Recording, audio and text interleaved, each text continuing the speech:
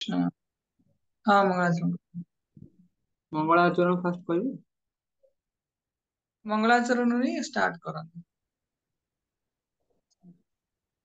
ओम अज्ञानं तिमिरान्धस्य ज्ञानञ्जनशलाकया चक्षुरुन्मीलितं येन तस्मै श्रीगुरवे नमः।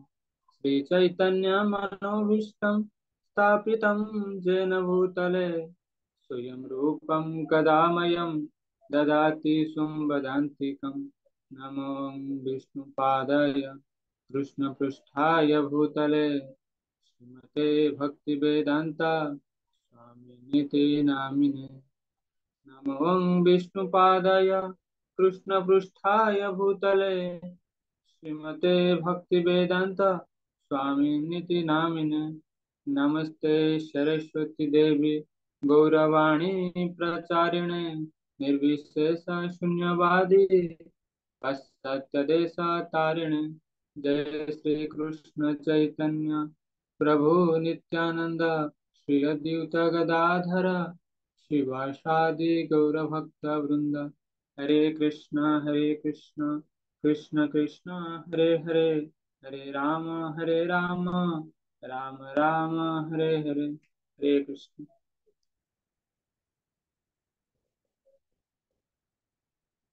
हरे कृष्ण। ଆମେ ଜାଣିଛେ ଯେତେବେଳେ ଭଗବାନ କୃଷ୍ଣ ଜନ୍ମ ହେଲେ ସେତେବେଳେ କଂସ ଭଗବାନ କୃଷ୍ଣଙ୍କୁ ମାରିବା ପାଇଁ ବିଭିନ୍ନ ପ୍ରକାର ଯୋଜନା କରୁଥିଲା। କେତେ କେତେ ଅସୁର, କେତେ ମାନେ ମନୁଷ୍ୟଧାରୀ ଅସୁରକୁ ମଧ୍ୟ ସେ ମାନେ କୃଷ୍ଣଙ୍କ ପାଖକୁ ପଠାଉଥିଲା। ତା ମଧ୍ୟରୁ କେଶୀ ଦୈତ୍ୟ ଓ ବୈମାସୁରକୁ ମଧ୍ୟ ଭଗବାନ କୃଷ୍ଣ ବଧ କରିଥିଲେ। ଆମେ ସେଇ ବିଷୟରେ ବର୍ତ୍ତମାନ ପ୍ରଭୁଙ୍କର ନିର୍ଦ୍ଦେଶ କ୍ରମେ ସେଇ ଟପିକ ମତେ ଦେଇଛନ୍ତି, ମୁଁ ଏଇଟା ଆଲୋଚନା କରିବାକୁ ଯାଉଛି। ତା ପୂର୍ବରୁ ସମସ୍ତ ବୈଷ୍ଣବ ଆଉ ବୈଷ୍ଣବଙ୍କୁ ପ୍ରଣାମ କରୁଛି। ହରେ କୃଷ୍ଣ। ମାନେ କଂସ କଣ କଲା ନା, କେଶୀ ଦୈତ୍ୟ ହଉଛି ଗୋଟେ ପଶୁ। ସେ କେଶୀ ଦୈତ୍ୟଙ୍କୁ କଣ କଲା ନା, କୃଷ୍ଣଙ୍କୁ ମାରିବା ପାଇଁ କେଶୀ ଦୈତ୍ୟଙ୍କୁ ପଠେଇଲା। ଏବଂ କେଶୀ ଦୈତ୍ୟ ବହୁତ ମାନେ ଶକ୍ତିଶାଳୀ ଥିଲା। ଏତେ ଶକ୍ତିଶାଳୀ ଥିଲା ଯେ ତାର ପାଦ ଯୋଉଠି ପଡୁଥିଲା ସେ ପାଦ ମାନେ ମାଟିଟା ପୁରା ମାନେ ଖାଲି ମାନେ ଖୋଳି ଯାଉଥିଲା। ଏବଂ ତା ଲାଞ୍ଜ ଟା ବହୁତ ଥିଲା। ଲାଞ୍ଜ କେମିତି ଥିଲା ନା, ସିଏ ଏତେ ଲମ୍ବା ଥିଲା ଯେ ସେ ପୁରା ଆକାଶକୁ ଯାଇ ଏମିତି ଘୁରଉଥିଲା ଯେମିତି ବର୍ଷା, ଯେମିତି ମେଘ ଖଣ୍ଡ ଯେମିତି ତଳେ ଆସି ପଡୁଛି ସେମିତି ଥିଲା। ଏବଂ କୃଷ୍ଣ ଦେଖିଲେ ବହୁତ ମାନେ ପ୍ରଭାବ ପକଉଛି ଏବଂ ସିଏ ମତେ ମାନେ ଯୁଦ୍ଧ କରିବା ପାଇଁ ନିମନ୍ତ୍ରଣ କରୁଛି। ସିଏ ତାର ମୃତ୍ୟୁର ନିମନ୍ତ୍ରଣ କରୁଛି। ସେଥିଲାଗି ସିଏ ତାର ଯୁଦ୍ଧ କରିବା ପାଇଁ ତାର ନିମନ୍ତ୍ରଣ କରୁଛି। ଏମିତି ସେ ସେଇଠୁ ଯୁଦ୍ଧ କରିବା ପାଇଁ ଭଗବାନ କୃଷ୍ଣ ପ୍ରିପେୟାର ହେଲେ। ସେଇଠୁ କଣ କଲେ, ଏଇଟା ଆମେ ପଢିବା ଏବେ। କୃଷ୍ଣ ଜାଣିପାରିଲେ ଓ ଘଟକ ତାଙ୍କୁ ଯୁଦ୍ଧ କରିବାକୁ ଆହ୍ୱାନ କରୁଛି। ଭଗବାନ ତାଙ୍କର ଆହ୍ୱାନକୁ ଗ୍ରହଣ କଲେ ଏବଂ କେଶୀ ଦୈତ୍ୟ ସମକ୍ଷରେ ଦଣ୍ଡାୟମାନ ହେଲେ। ଏବଂ କେଶୀ ଦୈତ୍ୟ ସେ ଭଗବାନ କୃଷ୍ଣଙ୍କୁ ବୋଧେ ଜାଣିନି, ସେଥିଲାଗି ତାର ଅହଙ୍କାର ବଶତଃ ଭଗବାନଙ୍କ ସହିତ ଯୁଦ୍ଧ କରିବା ପାଇଁ ପ୍ରବଳ ମାନେ ଅହଙ୍କାରୀ ହୋଇ, ମୋର ବହୁତ ବଳ ଅଛି, ମୁଁ ଭଗବାନ କୃଷ୍ଣଙ୍କୁ ଆଜି ହତ୍ୟା କରି ଭଗବାନ ମାନେ କଂସ ପାଖରେ ପ୍ରଶଂସନୀୟ ହେବି। ଏଇ ଭାବରେ ସେ ଭଗବାନ କୃଷ୍ଣଙ୍କୁ ହତ୍ୟା କରିବା ପାଇଁ ପୁରା ପ୍ରିପେୟାର ହେଇଛି ଏବଂ କୃଷ୍ଣଙ୍କ ସହ ଯୁଦ୍ଧ କରିବା ପାଇଁ ପୁରା ସିଂହ ପରି ପୁରା ଗର୍ଜନ କରି ତାଙ୍କ ପାଖରେ ଆସି ଛିଡା ହେଇଛି। କେଶୀ ଦୈତ୍ୟ ଗତିରେ ଭଗବାନଙ୍କ ଆଡକୁ ଧାଇଁ ଆସିଲେ ଏବଂ ତାର ପାଦରେ ତାକୁ ଦଳି ଦେବାକୁ ଚେଷ୍ଟା କଲେ। ତାର ପାଦ ଖୁବ ଶକ୍ତ ଏବଂ ପଥର ପରି ଖୁବ ଟାଣ ଥିଲା। କୃଷ୍ଣ ସାଙ୍ଗେ ସାଙ୍ଗେ ତାର ହାତ ତାର ଗୋଡକୁ ଧରି ପକାଇଲେ ଏବଂ ଏହି ପ୍ରକାର ତାଙ୍କୁ ଖାରବାର ଦେଲେ। ରାଗି ଯାଇ କୃଷ୍ଣ ସେ ଅଶ୍ଵ ଚାରିପଟେ ଖୁବ କୌଶଳ ସହକାରେ ଘୁରି ଘୁରି ବୁଲିଲେ। କଣ କଲେ, ଯେତେବେଳେ କଣ କଲେ ଭଗବାନ କୃଷ୍ଣ କଣ କଲେ, ତାର ଅସୁର ଗୋଡକୁ ଧଇଲେ ଏବଂ କଣ କଲେ, ତାକୁ ଧରିକି ଏମିତି ଏମିତି ପୁରା ଚାରିକର ଯେମିତି ଆମେ ଛୋଟବେଳୁ ମାନେ ଯେମିତି ବୁଲୁ ସେଇଟା ପୁରା ଜୋର ସେ ବୁଲେଇଲେ। ବୁଲେଇ ବୁଲେଇ କଣ କଲେ, ପୁରା କଚାଡି ଦେଲେ। ଏବଂ ପ୍ରଭୁପାଦ ଏଇଠି ବା ଭାଗବତ ଅନୁଯାୟୀ ସେ କହୁଛନ୍ତି, ମାନେ ଏତେ ଜୋର କଚାଡିଲେ ଯେ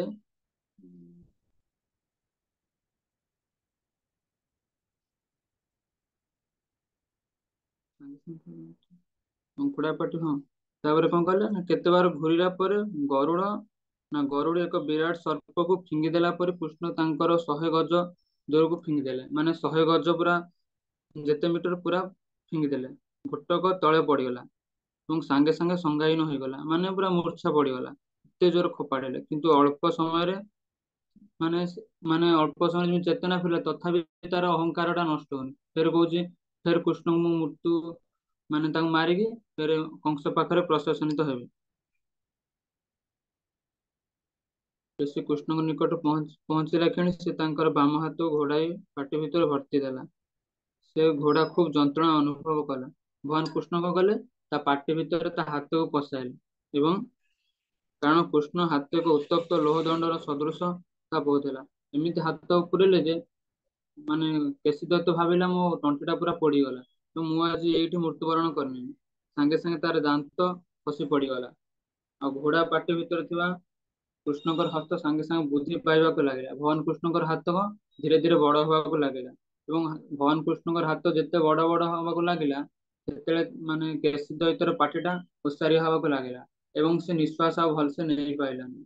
ତାର ଚକ୍ଷୁ ଆଗକୁ ପୁରା ପଳେଇ ଆସିଲା ଏବଂ ଏଭଳିଆ କରିବା ଦ୍ୱାରା ସେ ସାଙ୍ଗେ ସାଙ୍ଗେ ମଳମୂତ୍ର ମଧ୍ୟ ତ୍ୟାଗ କରିଦେଲା। ଏହାପରେ ସେ ପ୍ରାଣ ତ୍ୟାଗ ମଧ୍ୟ କରିଗଲା। ଏଇ ଯୋଉ ମାନେ ଯୁଦ୍ଧ ଭଗବାନ କୃଷ୍ଣ କେଶିଦୈତ୍ୟଙ୍କର ଯୋଉ ଘମାଘୋଟ ଯୁଦ୍ଧ ଚାଲିଥିଲା, ଉପରେ ଥିବା ସ୍ୱର୍ଗରେ ରାଜା ମଧ୍ୟ ବହୁତ ମାନେ ଭଗବାନ କୃଷ୍ଣ ଲୀଳା ଦେଖି ବହୁତ ପ୍ରଶଂସନୀୟ ହେଲେ ଏବଂ ତାଙ୍କୁ କଣ କଲେ ନା ପୁଷ୍ପବୃଷ୍ଟି କରି ଶ୍ରୀକୃଷ୍ଣଙ୍କୁ ପୁରା ଅଭିନନ୍ଦନ ଜଣାଇଲେ। ଏଇ ଘଟଣା ପରେ ଆପଣ ଜାଣିଥିବେ, ଯେତେବେଳେ ଭଗବାନ କୃଷ୍ଣ କିଛି ଲୀଳା କରନ୍ତି, ନାରଦ ମୁନି ଯେହେତୁ ଭଗବାନ କୃଷ୍ଣଙ୍କର ଗୋଟେ ଅତି ପ୍ରିୟ ଭକ୍ତ ହେଇଥିବାରୁ ସିଏ ଆଉ ମାନେ ସହ୍ୟ କରିପାରନ୍ତିନି। ସିଏ ଆସି ତାଙ୍କର ସ୍ମୃତି ଗାନ କରନ୍ତି। ସେଟା ଭାଗବତମ ଅନୁଯାୟୀ ବା ଏବେ ପ୍ରଭୁପାଦ ଲେଖିଛନ୍ତି ତାଙ୍କର ସ୍ମୃତି ଗାନ କରୁଛନ୍ତି। ନା କଣ କରୁଛନ୍ତି ନା ଆପଣ ଅନନ୍ତ ପରମାତ୍ମା, ସମସ୍ତଙ୍କର ଯୋଗ ଶକ୍ତିର ପରମ ନିୟନ୍ତା, ସମସ୍ତ ବ୍ରହ୍ମାଣ୍ଡଙ୍କର ପ୍ରଭୁ, ସର୍ବବ୍ୟାପକ ପରମ ପୁରୁଷ ଭଗବାନ, ଆପଣ ଦୃଶ୍ୟ ଜଗତର ଆଧାର, ଭକ୍ତ ମାନଙ୍କର ପ୍ରଭୁ ଏବଂ ପ୍ରତ୍ୟେକ ଲୋକର ମାଲିକ। ହେ ମୋର ପରମ ପ୍ରିୟ ପ୍ରଭୁ, ସମସ୍ତ ଜୀବଙ୍କର ପରମାତ୍ମା ରୂପରେ ଯେପରି ଜାଳେଣୀ କାଠ ଭିତରେ ଅଗ୍ନି ଗୁପ୍ତ ଭାବରେ ଥାଏ, ଠିକ ସେହିପରି ଆପଣ ପ୍ରତ୍ୟେକ ଜୀବ ହୃଦୟରେ ଗୁପ୍ତ ଭାବରେ ଥାନ୍ତି। ଜୀବମାନଙ୍କର ସମସ୍ତ କର୍ମର ଦ୍ରଷ୍ଟା ଆପଣ ଅଟନ୍ତି ଏବଂ ଆପଣ ସେମାନଙ୍କର ହୃଦୟ ମଧ୍ୟରେ ପରମ ନିୟନ୍ତା ଅଟନ୍ତି। ଆପଣ ସ୍ୱୟଂ ସମ୍ପୂର୍ଣ୍ଣ, ସୃଷ୍ଟି ପୂର୍ବରୁ ଆପଣ ଅଛନ୍ତି ଏବଂ ଆପଣ ଶକ୍ତି ସାହାଯ୍ୟରେ ଆପଣ ସମଗ୍ର ଭୌତିକ ବ୍ରହ୍ମାଣ୍ଡରେ ସୃଷ୍ଟି କରୁଛନ୍ତି। ଆପଣଙ୍କର ଦକ୍ଷ କୌଶଳ ଅନୁଯାୟୀ ଏ ଭୌତିକ ଜଗତ ପ୍ରାକୃତିକ ଗୁଣ କ୍ରିୟା ଯୋଗୁଁ ସୃଷ୍ଟି ହୋଇଛି ଏବଂ ଆପଣଙ୍କ ଦ୍ୱାରା ତା ରକ୍ଷା କରାଯାଉଛି। ହେ ମୋର ପରମ ପ୍ରିୟ ପ୍ରଭୁ, ଆପଣ ଏ ଧରାଧାମରେ ରାଜା ବୋଲାଉଥିବା ରାକ୍ଷସ ମାନଙ୍କୁ ବିନାଶ କରିବା ନିମିତ୍ତ ଅବତୀର୍ଣ୍ଣ ହୋଇଛନ୍ତି। ଏହି ରାକ୍ଷସ ମାନେ ରାଜକୀୟ ପୋଷାକରେ ଅବତରଣ ମଧ୍ୟ ଲୋକମାନଙ୍କୁ ଠକୁଛନ୍ତି। ଆପଣ କଥା ରକ୍ଷା କରି ଆପଣ ଆବିର୍ଭୂତ ହୋଇଛନ୍ତି। ଆପଣ ଆବିର୍ଭୂତ ହୋଇଛନ୍ତି। ଏଇଭଳି ଭାବରେ ନାରଦ ମୁନି ଭଗବାନ କୃଷ୍ଣଙ୍କର ଗୁଣଗାନ କରୁଛନ୍ତି ଏବଂ କହିସାରିଲା ପରେ ଭଗବାନ କୃଷ୍ଣ କହୁଛନ୍ତି ଏବଂ ଯେତିକି ମାନେ ଭଗବାନ କୃଷ୍ଣ ଯୁଦ୍ଧ କରୁଛନ୍ତି ତାଙ୍କର ପର କଥା ବି ମାନେ ନାରଦ ମୁନି ଗାନ କରୁଛନ୍ତି। କହୁଛନ୍ତି ମୁଁ ଦେଖିବି ଆପଣ କିପରି ନୃଗରାଜକୁ ନର୍କ କାମକୁ ରକ୍ଷା କରିବେ ଏବଂ ଆପଣ କିପରି ଆପଣଙ୍କର ସ୍ତ୍ରୀ ଓ ସମନ୍ତୀଙ୍କ ମଣି ପାଉଛନ୍ତି ଏବଂ ଅନ୍ୟ ଲୋକ ଯାଇ ସାରେ ଥିବା ବ୍ରାହ୍ମଣ ପୁତ୍ର ଆପଣ କିପରି ମୃତ୍ୟୁ ରୂପ ମୁଖକୁ ରକ୍ଷା କରୁଛନ୍ତି, ଏକଥା ମଧ୍ୟ ମୁଁ ଦେଖିବି। ଏହାପରେ ମୁଁ ମଧ୍ୟ ଦେଖିପାରିବି ଆପଣ କିପରି ପୌଣ୍ଡ ରାକ୍ଷସକୁ ବଧ କରୁଛନ୍ତି ଏବଂ କାଶୀ ରାଜାଙ୍କୁ ଭସ୍ମସାତ କରୁଛନ୍ତି। ଏଭଳି ଭାବରେ ଭଗବାନଙ୍କର ପର ଲୀଳାକୁ ସେ ଭଲ ଭାବରେ ପୁରା ବର୍ଣ୍ଣନା କରୁଛନ୍ତି ଏବଂ କହି ସେ ଗୋଟେ ବଢିଆ କଥାଟେ ଲୋକମାନଙ୍କ ପାଇଁ କହୁଛନ୍ତି। ମାନେ ପ୍ରଭୁପାଦ ଏଠି ବର୍ଣ୍ଣନା କରୁଛନ୍ତି, ନାରଦ ମୁନି ଏଠାରେ ସାଧାରଣ ଲୋକଙ୍କୁ ଏହା ଜଣାଇ ଦେବାକୁ ଚାହୁଁଛନ୍ତି ଯେ ଶ୍ରୀକୃଷ୍ଣ ସମ୍ପୂର୍ଣ୍ଣ ରୂପେ ସ୍ଵାଧୀନ ଅଟନ୍ତି। ଯଦୁବଂଶର ତାଙ୍କର ଆବିର୍ଭାବ କିମ୍ବା ଅର୍ଜୁନଙ୍କ ସହିତ ତାଙ୍କର ବନ୍ଧୁତା ଆଦି ଲୀଳାମାନ ଯେ ସେ ପ୍ରଦର୍ଶନ କଲେ, ତାହାର କୌଣସି ପ୍ରକାର ଫଳାଫଳ କାମନାରେ ସେ କରିନାହାନ୍ତି। ମାନେ କୌଣସି ଇଚ୍ଛା ତାଙ୍କର କିଛି ମାନେ ନିଜ ଇଚ୍ଛା ପାଇଁ ସେ କିଛି କରୁନାହାନ୍ତି। ତାହେଲେ କାହିଁକି ସେଗୁଡିକ ହଉଛି ତାଙ୍କର ଦିବ୍ୟ ଲୀଳା ଏବଂ ସେଥିରୁ ତାଙ୍କର ଆମେ କହୁ ଭଗବାନ କୃଷ୍ଣ ଯାହା କରୁଛନ୍ତି ଆମେ ତାଙ୍କୁ ସେ ଲୀଳାକୁ ଦେଖିକି ଆନନ୍ଦ ପାଉଛୁ, କିନ୍ତୁ ଭଗବାନ କୃଷ୍ଣ କଣ ସିଏ ସେ ଲୀଳାକୁ ବା କର୍ମକୁ ଆମେ ଯାହା କାମ କରୁଛୁ ସେଇଟା କର୍ମ, କିନ୍ତୁ ଭଗବାନ ଯୋଉଟା କରୁଛନ୍ତି ପ୍ରଭୁପାଦ ଯୋଉ ପ୍ରପର୍ଟିରେ ଲେଖିଛନ୍ତି ସେ ହଉଛନ୍ତି ଭଗବାନ ତାଙ୍କର କ୍ରୀଡ଼ା ସହିତ ସମାନ, କିନ୍ତୁ ଆମ୍ଭେମାନଙ୍କ ପକ୍ଷରେ ସେଗୁଡିକ ବାସ୍ତବ ଘଟଣା, କିନ୍ତୁ ଭଗବାନ ପାଇଁ ଏହା ଏକ କ୍ରୀଡ଼ା। ଏଇଭଳି କହି ଭଗବାନଙ୍କୁ ପ୍ରଣାମ ଜଣାଇ ଚାଲି ଯାଉଛନ୍ତି। ତାପରେ ପ୍ରଭୁପାଦ ଲେଖିଛନ୍ତି କିଛି ପରଦିନ ଫେର କଣ ହେଇଛି, ଯେତେବେଳେ ଭଗବାନ କୃଷ୍ଣ ଏବଂ ସାଙ୍ଗସାଥି ନେଇକି ସେ ଭଗବାନ କୃଷ୍ଣ ସବୁବେଳେ ଯାଆନ୍ତି ସକାଳ ହେଲା ମାନେ ମାନେ ଗୋମାତାକୁ ନେଇକି ଯାଆନ୍ତି ବଣକୁ। ଏଭଳି ଗୋଟେ ଦିନରେ ସେ ଭଗବାନ କୃଷ୍ଣ ତାଙ୍କର ସାଙ୍ଗସାଥି ମାନଙ୍କୁ ନେଇକି ଯାଇଛି। ଫେର କଣ କରିଛି, ଯେତେବେଳେ କେଶୀ ଦୈତ୍ୟ ମୃତ୍ୟୁବରଣ କରିଛି, ଭଗବାନ କୃଷ୍ଣ ଟିକେ ଅଧିକ ଭାବରେ ରାଗି ଯାଇ ବୈମାସୁରକୁ ପଠେଇଛନ୍ତି। ବୈମାସୁର କଣ, ସେ ପୁରା ଆକାଶରେ ଉଡିବ। ଏଭଳି ଏକ ଆକାଶରେ ଉଡିବ ଏବଂ ସେ ବିଭିନ୍ନ ରୂପ ସାଙ୍ଗେ ସାଙ୍ଗେ ଧରି ନେଇ ସେଇଭଳି ଭାବରେ ଆକ୍ରମଣ କରିବ। ସେ ସେଇଭଳି କରିଛି, କଣ କରିଛି, କେତେକ ମାନେ ଭଗବାନ କୃଷ୍ଣ ଯେତେବେଳେ ମାନେ ବଣକୁ ଯାଆନ୍ତି ଖେଳନ୍ତି, କେତେବେଳେ ଚୋର ପୋଲିସ ଖେଳ, କେତେବେଳେ ଆମେ ଯେମିତି ଛୋଟବେଳେ ଖେଳୁ ସେମିତି ସେ ସବୁ ଖେଳନ୍ତି। ସେଇଦିନ ଏମିତି ଖେଳିଛନ୍ତି। ବୈମାସୁର କଣ କରିଛି ନା, ସେ ମେଷ ଶାବକ ଅଭିନୟ କରୁଥିବା କେତେକ ଗୋପାଳକୁ ଚୋରି କରି ନେଇଗଲେ। ଗୋଟିଏ ପରେ ଗୋଟିଏ ଗୋମାତାକୁ ମଧ୍ୟ ନେଇଗଲେ। ଆଉ ମେଷ ମାନଙ୍କୁ ନେଇ ଆଗେ ଲୁଚେଇ ଦେଲେ। ତାପରେ କଣ କଲେ ନା, ଗୋପାଳକ ଯୋଉ ଖେଳୁଥିଲେ ସେମାନଙ୍କୁ ମଧ୍ୟ ତାଙ୍କ ଭଳିଆ ରୂପ ହେଇକି ତାଙ୍କୁ ଗୋଟେ ଗୁମ୍ଫା ଭିତରେ ପ୍ରବେଶ କରିକି କବାଟଟାକୁ ବନ୍ଦ କରିଦେଲେ। ଭଗବାନ କୃଷ୍ଣ ଏକା ହେଇଗଲେ। ଭଗବାନ କୃଷ୍ଣ ଜାଣିଛନ୍ତି ଯେ ସେ କି ମାନେ କୋଉ ମାନେ ଅସୁର ଆସିକି ତାଙ୍କୁ ମାନେ ଏଭଳି ମାନେ କାମ କରୁଛି। ସିଏ କଣ କଲେ ନା, ସିଏ କଣ କଲେ ନା, ରାକ୍ଷସର କୌଶଳ କୃଷ୍ଣ ବୁଝିପାରିଲେ। ତେଣୁ ଏକ ସିଂହ ମେଷ ଶାବକକୁ ଧରିଲା ପରି ସେ ରାକ୍ଷସକୁ ଧରି ପକାଇଲେ। ଯେମିତି ଗୋଟେ ସିଂହ ପୁରା ଭୋକରେ ଯେମିତି ଗୋଟେ ମେଷ ଶାବକ ହରିଣକୁ ଧରେ, ଠିକ ସେହିପରି ଭଗବାନ କୃଷ୍ଣ କଣ କଲେ ନା, ରାକ୍ଷସ ଟାକୁ ପୁରା ମାଡି ବସି ଧରିଲେ। ଏବଂ କଣ କଲେ, ବଢିଆ ପ୍ରଭୁପାଦ ଲେଖିଛନ୍ତି, କଂସେଇ ଖାନାରେ ଜୀବକୁ ହତ୍ୟା କଲା ପରି ଶ୍ରୀକୃଷ୍ଣ ତାଙ୍କୁ ଖୁବ ଜୋରରେ ଭୂଇଁରେ କଡ଼ି ଦେଇ ମାରି ପକାଇଲେ, ପୁରା ଚାପି ଦେଲେ। ବୈମାସୁର ବଧ କଲା ପରେ ଶ୍ରୀକୃଷ୍ଣ ତାଙ୍କର ସାଥୀ ମାନଙ୍କୁ ପର୍ବତ ଗୁମ୍ଫାରୁ ଉଦ୍ଧାର କଲେ। ଯେପରି କଣ କରିଛି, ବୈମାସୁର ମୃତ୍ୟୁବରଣ କରିଛି, ସେଭଳି ସେ ଭଗବାନ କୃଷ୍ଣ ଗୁମ୍ଫାରୁ ବାହାର କରି ତାଙ୍କର ସାଥୀ ମାନେ ଯୋଉ ଗୋପାଳକ ମାନେ ଥିଲେ ଆଉ ପଶୁ ମାନେ ଗୋମାତା ଆଉ ମେଷ ଶାବକ ମାନେ ଥିଲେ ତାଙ୍କୁ ରକ୍ଷା କରୁଛନ୍ତି। ଏବଂ ଏଇ ସବୁ ଦେଖି ବନ୍ଧୁ ମାନେ ଏସବୁ ଦେଖି ଭଗବାନ କୃଷ୍ଣ ମାନେ ମନେ ମନେ ଚିନ୍ତା କରୁଛନ୍ତି, ଯାହା ହଉ ଆମେ କିପରି ଏହାକୁ ମାନେ ମାନେ ବୃନ୍ଦାବନ ମାନେ ବାସୀ ମାନେ ଜାଣିପାରିବେନି, ଆମେ ତାଙ୍କୁ ଗୋଟେ ଅଲଗା ଜାଗା ରଖିଦବା। ଏହା କରି ମାନେ ଲୀଳା ସରିଛି। ସେ ପୁନର୍ବାର ତାଙ୍କ ସାଥୀ ଓ ଗାଭୀ ମାନଙ୍କୁ ନେଇ ବୃନ୍ଦାବନ ଫେରି ଯାଇଛନ୍ତି। ହରେ କୃଷ୍ଣ, ଯଦି ମୁଁ ଏତେ ଭଲସେ ପ୍ରିପେୟାର କରିନଥିଲି, ହଠାତ୍ ଯଦି ମୋର କିଛି ଆ ଦେହରେ କହିବାରେ ଭୁଲ ଥିବ, ସବୁ ଭକ୍ତ ମାନଙ୍କୁ ମୁଁ କ୍ଷମା ଚାହୁଁଛି, କ୍ଷମା କରିଦେବେ। ହରେ କୃଷ୍ଣ।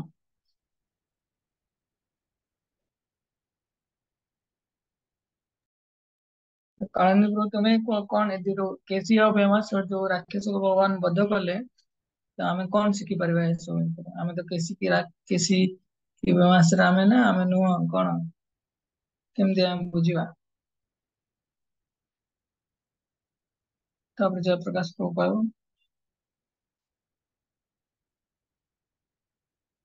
କାଳନ୍ଦୀ ପ୍ରଭୁ କୁହ, ତ ମ୍ୟୁଟ ହେଇଯାଇଛି, ମ୍ୟୁଟ କରି କୁହ କଣ ଶିଖିବାକୁ ମିଳିଲା। ନାଇଁ ପ୍ରଭୁ, ଯେତେବେଳେ ଗୋପ ବାଳକ ମାନେ ଥିଲେ ଭଗବାନ କୃଷ୍ଣଙ୍କ ପାଖରେ, ମାନେ ସିଏ ତ ମାନେ ଭଗବାନ କୃଷ୍ଣଙ୍କୁ ହତ୍ୟା କରିବାକୁ ଚାହୁଁଥିଲା। ତା ପୂର୍ବରୁ ସେ ଗୋପାଳ ମାନଙ୍କୁ ମାନେ ଗୋଟେ ଗୁମ୍ଫା ଭିତରେ ପ୍ରବେଶ କଲା। ଏଠି କହିବାର କଥା, ଯେତେବେଳେ ମାନେ ଭକ୍ତ ମାନଙ୍କର ଯେତେବେଳେ କିଛି ଅସୁବିଧା କିଏ ପକାନ୍ତି ବା ସିଏ କୌଣସି ପ୍ରକୃତିର ଭୌତିକ ଅବସ୍ଥାରେ ପଡି କଷ୍ଟ ପାଆନ୍ତି, ସେତେବେଳେ ଭଗବାନ କୃଷ୍ଣ ମଧ୍ୟ ସାହାଯ୍ୟ କରନ୍ତି।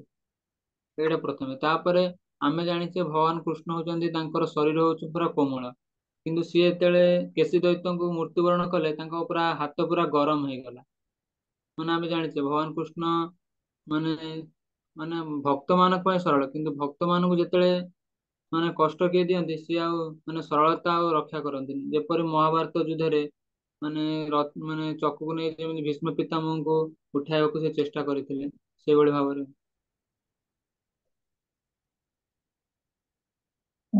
ଜୟପ୍ରକାଶ ପ୍ରଭୁ। हरे कृष्ण प्रभु, दंडवत प्रणाम। हरे कृष्ण। ये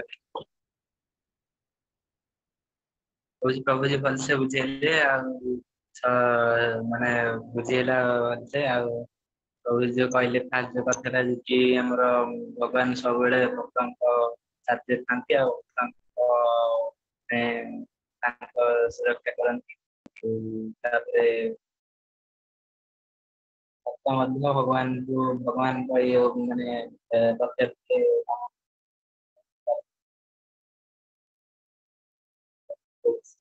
ଶ୍ରୀକୃଷ୍ଣ।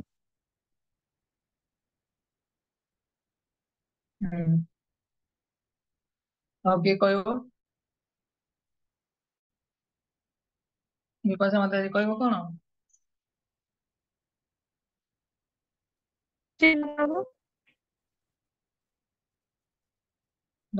ଭିଡିଓ ଅଫ୍ କରିଦିଅ। क्वेश्चन ना कौन सुबिलानी प्रभु जी सुंदर भाव प्रेजेंट कले आज केसी आउ व्यवहार लीला कौन आमको शिक्षा करने को मिलते?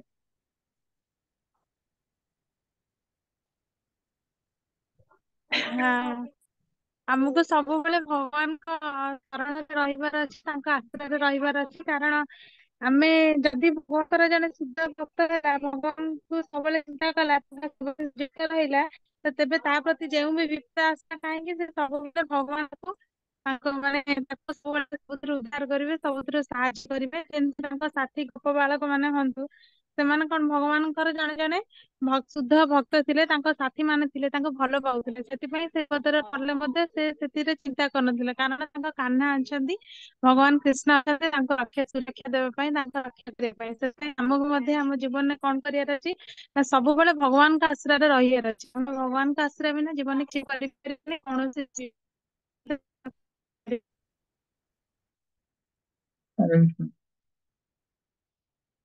विशेष धन्यवाद कांज प्रभु और समस्त तो एटी का बहुत शेयर करतले केसी दैत्य हां कौन कहबो तो आज कौन सी कहू अपन टिके डिटेल्स टे बुझाई दियंत हमन मु किछि छोटो छोटो टीचिंग थोड़ा शेयर करछि समय गलानी तो केसी दैत्य जे गोटे घोड़ार रूप रे आस्थिला कंसन तांको प्रेरण करथिले ଯେତେବେଳେ ସେ ଆସିଥିଲେ ବହୁତ କଣ ସେଟା କହନ୍ତି ରଫନେସ୍ ମାନେ ବହୁତ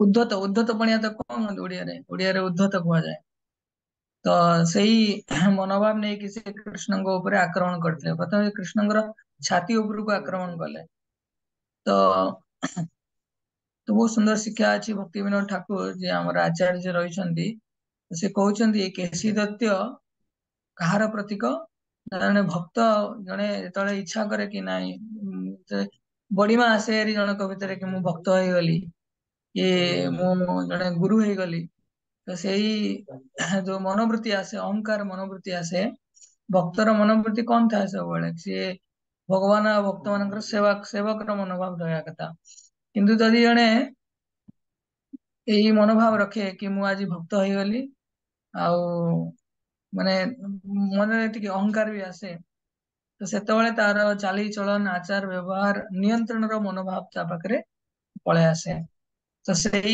କେସି ଦୈତ୍ୟକୁ ଭଗବାନ ସେତେବେଳେ ବିନାଶ କରନ୍ତି ତ ଭଗବାନ କଣ କରିଛନ୍ତି ଏଠି ସେଇ ଯୋଉ ଘୋଡା ଆସିଥିଲା ତ ଘୋଡାର ପାଟି ଭିତରେ ହାତ ପୁରେଇ ଦେଇଛନ୍ତି ତ ଘୋଡା ଭାବିଲା କି ମୁଁ କଣ ଭଗବାନଙ୍କୁ ଦମନ କରିଦେଲି କିନ୍ତୁ ଏଠି ଘୋଡା ପାଟି ଭିତରେ ଯେତେବେଳେ ଭଗବାନ ହାତ ପୁରେଇ ଦେଇଛନ୍ତି ତ ଘୋଡାକୁ କଣ ଭଳିଆ ଅନୁଭବ ହେଲା ଭଗବାନ କହିଲେ ମାତାଜୀ କହିଲେ ଭଗବାନଙ୍କର ମାନେ ଶ୍ରୀ ଅଙ୍ଗ ସୁରମ୍ୟ ଅଙ୍ଗ କୁହାଯାଏ ତ ଭଗବାନଙ୍କର ଶ୍ରୀ ଅଙ୍ଗ ବହୁତ କୋମଳ ଲହୁଣୀ ଠାରୁ ବି ବହୁତ କୋମଳ ଭଗବାନ ଖାଲି ଲହୁଣୀ ଖାଇ ଖାଇ ଭଗବାନଙ୍କର ଅଙ୍ଗ ଲହୁଣୀ ଠାରୁ ବି କୋମଳ ହେଇଯାଇଛି କିନ୍ତୁ ଯେତେବେଳେ କେସି ଦୈତ୍ୟର ମୁଖରେ ଭଗବାନ ହସ୍ତ କଣ ହାତଟାକୁ ପୁରେଇଛନ୍ତି ସେତେବେଳେ କେସି ଦୈତ୍ୟକୁ ଲାଗିଲା ଗୋଟେ ତତଲା ଲୁହା ଛଡ ଭଳିଆ ଲାଗିଲା ଯେତେବେଳେ ଆଉ ସେ ସହି ପାଇଲେନି କେସି ଦୈତ୍ୟ ଆଉ ସହି ପାଇଲେନି ତ ତୁରନ୍ତ ସେ କଚାଡି ହେଇକି ପଡିଲେ ତ ଭଗବାନ କହୁଛନ୍ତି ଯେତେବେଳେ ଆମର ଅହଙ୍କାର ପଳେଇ ଆସିବ କି ମୁଁ ଭକ୍ତ ହେଇଗଲି ମୁଁ ଯାହା କରିବି ସିଏ କରିବି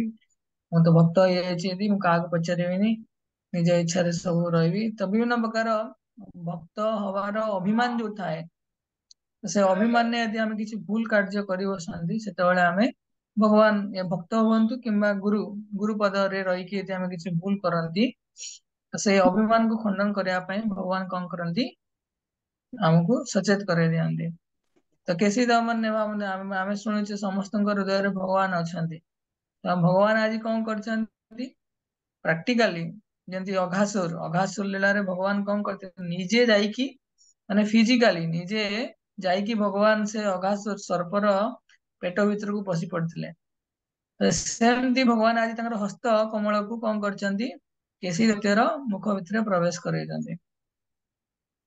भगवान आम जीवन में हस्तक्षेप कौन ये विभिन्न भिन्न प्रकार जो अनर्थ अच्छी कौन कर क्लीन कर सेमती आउ जड़े असुर अच्छी किए बेमासुर तो बेमासुर जो आसुच्च बेम माने आकाश तेणु बेमासुर जो आसुच्च तो सी कौन कर गोटे सांगर कृष्ण भगवान जो गोप बालक माने रहिले तो तांको बेश रे आसुच्च बुझले कि तो सी आसिकी कृष्ण को जो पटे